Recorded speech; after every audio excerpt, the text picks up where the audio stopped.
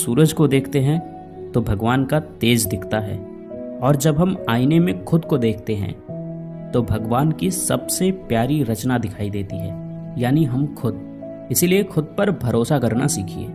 नमस्ते, आप देख रहे हैं कहानी जंक्शन। ये कहानी पुराने ज़माने की है। एक किसान था जो रोज सुबह सुबह अपने कंधे पर एक डंडा रखता और उस डंडे पर 2 घड़े लटका लेता। तालाब से पानी भरकर अपने घर तक लाता। यही उसका रोज का काम था।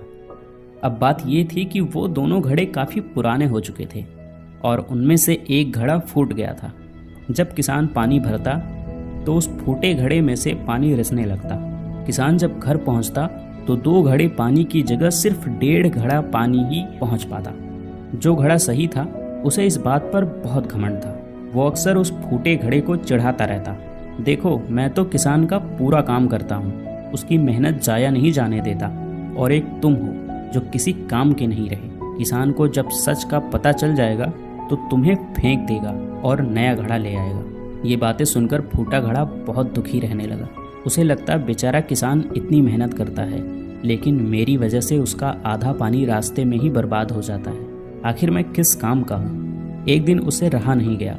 उसने किसान से कह ही दिया, मालिक, आप रोज इतनी मेहनत करते हैं, पर मेरी वजह से आपका आधा पानी रास्ते में ही गिर जाता है। अब वक्त आ गया है कि आप मुझे छोड़ दीजिए, किसी नए घड़े को ले आइए। हाँ, बुरा तो लगेगा, पर सच यही है कि अब मैं किसी काम का नहीं रहा। किसान मुस्कुराया और बोला, अरे पागल, तू इतना दुखी क्यों होता है? मन छोटा मत कर। कल सुबह जब हम फिर से तालाब से पानी भरकर लौटेंगे तो रास्ते में एक चीज़ देखना, फिर बात करेंगे। अगली सुबह किसान फिर वही काम करने चल पड़ा। डंडे पर दोनों घड़े लटकाए, तालाब गया, पानी भरा और वापस चल पड़ा। लौटते वक्त फूटे घड़े ने देखा कि रास्ते के किनारे खूबसूरत रंग बिरंगे फूल खिले हुए थे। फूल देखकर उसका दिल खुश हो गया। थोड़ी देर के लिए उसकी उदासी दूर हो गई। घर पहुंचकर किसान ने घड़े से पूछा, कैसे लगे फूल? अच्छा लगा ना? फूटा घड़ा बोला, हाँ मालिक, आज रास्ता तो बहुत सुंदर लग रहा था, पर फिर से उदास हूँ क्योंकि आज भी आप पूरा पानी लेकर चले थे, पर घर सिर्फ 1.5 घड़ा पानी ही पहुंच पाया। आपकी मेहनत तो फिर आधी रह गई ना।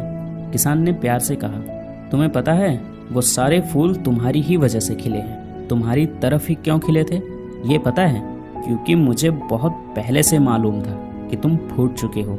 इसीलिए मैंने क्या किया, बाजार से बीज लाया और पूरे रास्ते में जिस तरफ तुम लटकते हो वहाँ वो बीज बो दिए। जब भी तुमसे पानी टपकता वो बीज सिंच जाते और धीरे धीरे वहाँ इतने सुंदर फूल उगाए। रास्ता सज गया, वो भी तुम्हारी वजह से। मुझे तुम्हारी कमी पता थी, लेकिन मैंने उस कमी को ताकत बना दिया। दोस्तों, ये कहानी सिर्फ उस फूटे घड़े की नहीं है, ये कहानी हमारी और आपकी भी है। इस दुनिया में कोई भी परफेक्ट नहीं होता, कमियां सब में होती है, लेकिन अगर हम अपनी कमियों पर काम करें और उन्हें अपनी ताकत बना लें तो हमारी कीमत सही घड़े से भी कहीं ज़्यादा हो सकती है। और अंत में मैं यही कहना चाहूँगा कि आप जैसे भी हैं खुद को स्वीकार करें और आगे बढ़ते रहें। मिलते हैं किसी और वीडियो में।